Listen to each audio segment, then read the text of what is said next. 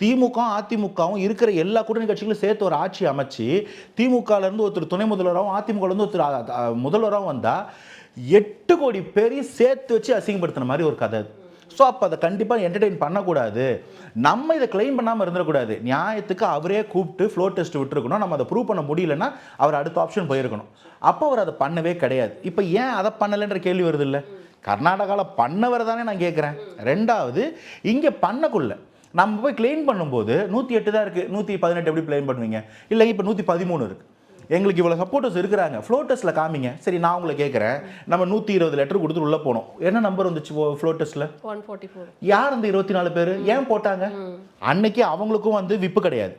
அங்கேயும் யார் party leader party விப்புன்னு choose பண்ண கிடையாது, ஓட்டு போட்டாங்க. இப்போ என் கேள்வி என்னென்னா, இந்த நம்பர் இங்கே இருந்திருக்காதா? அப்போ இதை ஃப்ளோர் டெஸ்ட்டில் தானே பண்ணணும். என்ன சொல்லுது இதுக்கு முன்னாடி ஜட்ஜ்மெண்ட்ஸ் எல்லாமே? எஸ்ஆர் பொம்மை கேஸ்லேருந்து எதை எடுத்தீங்கனாலும் ஃப்ளோர் டெஸ்ட்டு ஃப்ளோரில் தான் நடக்கணும்.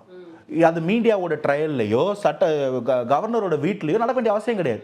அப்போ அந்த ஃப்ளோர் டெஸ்ட்டுக்கு எனக்கு இருக்கிற கான்ஸ்டியூஷனல் ரைட்டை கிளைம் பண்ணுறோம், நமக்கு அதுவே கொடுக்கப்படலை. ஸோ இதை ஒரு பக்கம் வைங்க, இவர் பக்கம் இருக்கிற நியாயம் மக்கள் பார்த்துருப்பாங்க, நம்ம அதை திரும்ப ப்ரஷ் பண்ணி கொடுத்துட்டோம். இப்போ இவங்க 2 பேரும் கூட்டணி ஆட்சியம். முதல்ல தாவேக்கா எந்த இடத்துலையுமே எத்திக்ஸை மீறி நடந்ததே கிடையாது.